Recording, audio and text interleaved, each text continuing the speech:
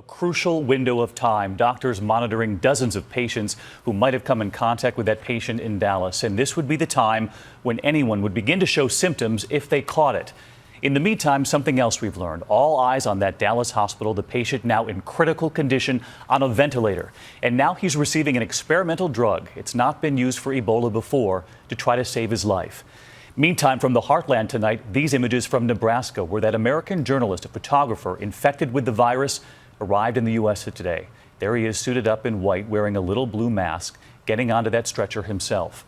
This evening, our Dr. Richard Besser is just back, and we ask, was he stopped at the airport? Plus what the president just said about airports across this country. But first, ABC's Cecilia Vega starts us off in Dallas, this very crucial window of time. Cecilia?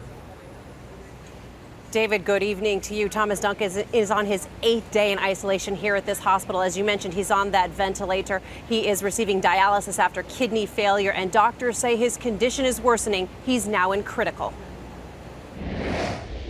As Thomas Eric Duncan fights for his life, doctors are now administering an experimental Ebola-fighting drug. This after officials had said that medicine would make him even sicker. I can't answer whether if he would have taken that experimental medicine earlier or not would have made a difference. I can't answer that. Since Duncan became the first Ebola patient ever diagnosed in the U.S., 800 calls a day pouring into the CDC, skyrocketing up from the usual 50. Officials now trying to ease fears. We don't have an outbreak. We have one event that is being handled properly. That American video journalist who contracted Ebola while working in Liberia, reaching American soil this morning. That's Ashoka Mukpo in a hazmat suit, walking off the plane in Omaha, Nebraska, before heading to a hospital quarantine unit. He looked strong. He walked off the plane, gingerly waved to us. You know, he was tentative and frightened. In Dallas, where Duncan remains the only Ebola patient, the clock is ticking for the 10 people who had close contact with him. Now is the time Ebola symptoms would most likely start to show, 8 to 10 days after their last visit with him.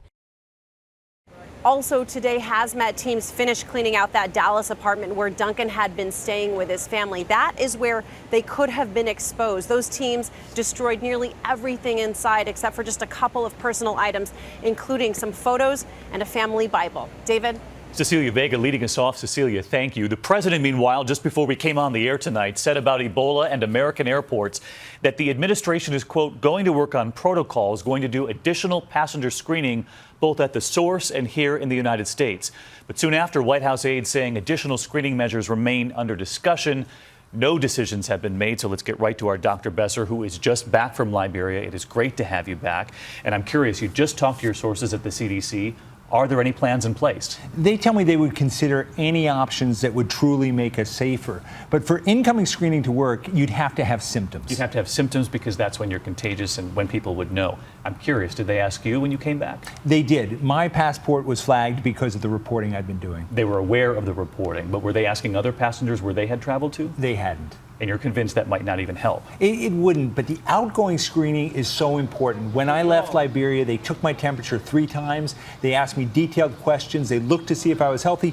Then they gave me this sheet. It's a list of symptoms to watch for 21 days. So important to do. And you and the team still taking your temperature, what, a couple of times a day now that you're back? CDC recommends it. I took it this morning. I'll take it tonight. All right, Rich Besser, great to have you and the entire team back.